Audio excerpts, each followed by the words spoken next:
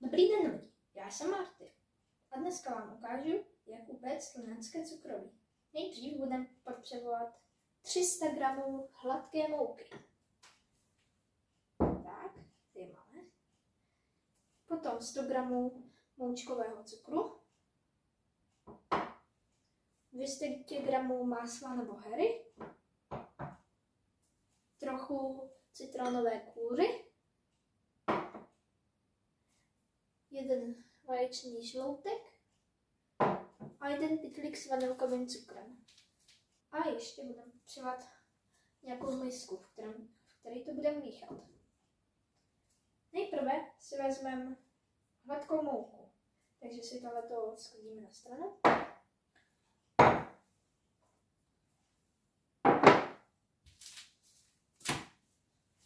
Tak si tam tu mouku dáme. Ten si tam vysypem. Doufám, že to bude stačit. Klidíme mouku a přidáme moučkový cukr a citronovou kůru. Tak to tady vysypem. To moc nejde. Musíme dostat dolů. Tak, mističky si schováme.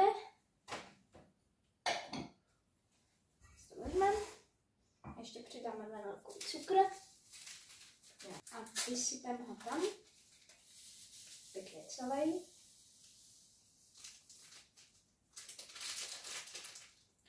A můžeme to zamíchat.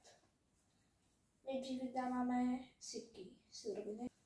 Tak, ještě to jednou zamícháme.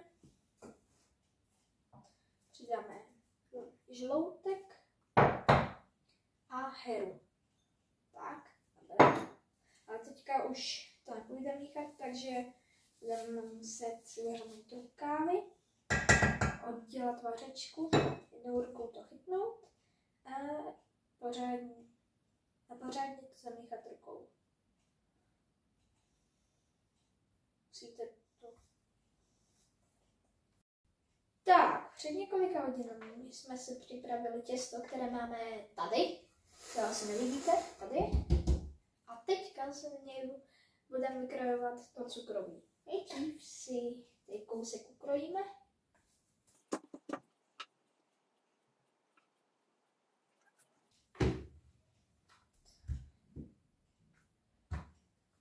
Tak si to trošku dáme do mouky. Tak spojíme to. Tak a budeme moct jít válet. To rozvážíme, aby to bylo velký.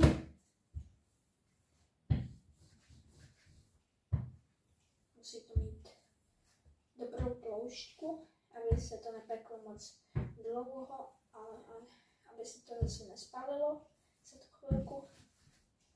Takže to uděláme tu perfektní ploušťku. Tak to vypadá, že bude v pohodě. Tak asi začneme kolečkama. Tak, to budeme vykrajovat. A při vykrajování se pokuste, aby se tam vyšlo co nejvíc těch tvarů. Nebo co budete dělat. Nevede. Tak si takhle položíme na plech.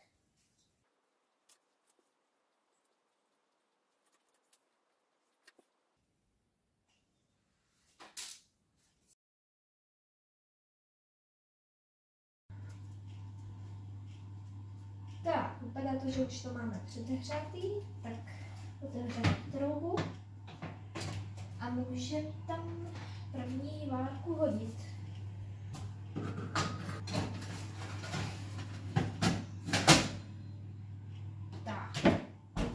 Pečeme na 180 stupňů 5 až 10 minut a průběžně hlídáme. Tak, už to vypadá, že to bude, tak to hlídáme rychle. Položíme to na zem. Tak, zavřem. A zbylí jsou tady. A za chvíli po vychladnutí půjdeme je slepit marmeládou a obalit v čokoládě. Tak, včera jsme si připravili tady lindecký cukroví, který máme tady. Dneska ho půjdeme polejt některý čokoládovou polevou a některý půjdeme slepit marmeládou. Asi nejdřív začneme tou čokoládu. Takže si tady vezmeme čokoládu. 100 gramů.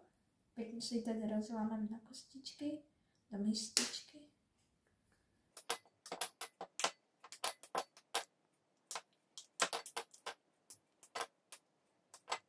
Teďka si do nějakého menšího hrnce nalijeme vodu.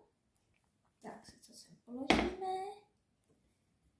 Zapneme to asi na 9.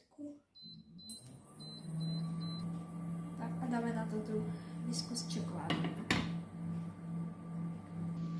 Tak, už se to trochu rozpouští, tak to můžeme trochu míchat.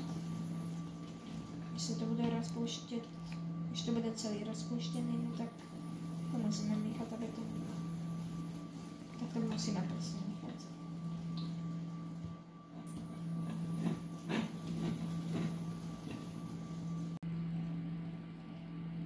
Tak, už se nám to tady krásně roztejká. Tak to zamícháme pořádně. Tak a sporák ještě musíme stlumit úplně na minimum, aby se to nepřehrálo. Tak, jakmile je čokoláda rozpuštěna, no tak začneme namáčet cukroví do čokolády.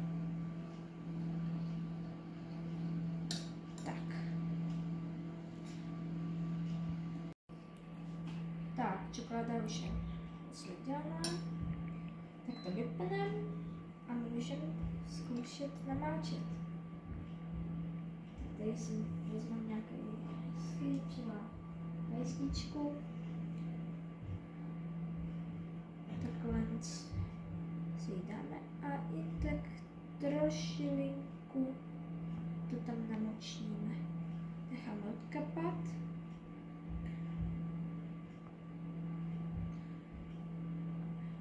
Položíme. A takhle uděláme s dalšíma.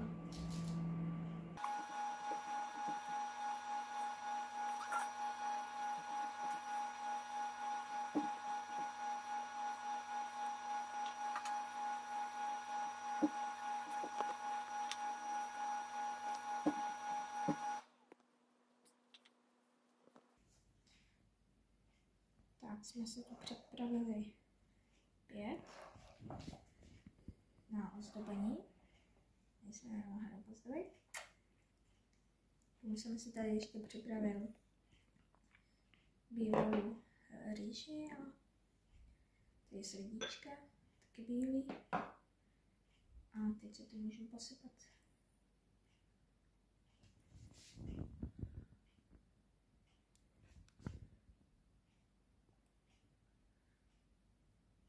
Tak třeba přes rýží.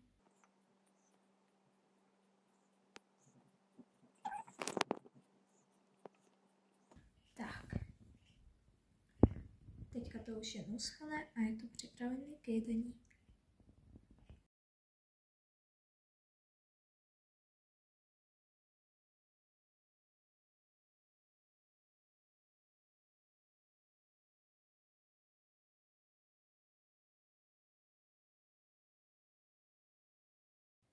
Tak, a pokud vám zbyla ještě nějaký cukroví, no tak ho můžete pomazat marmeládou, jako jsem to udělal já. A toto je náš finální pohled.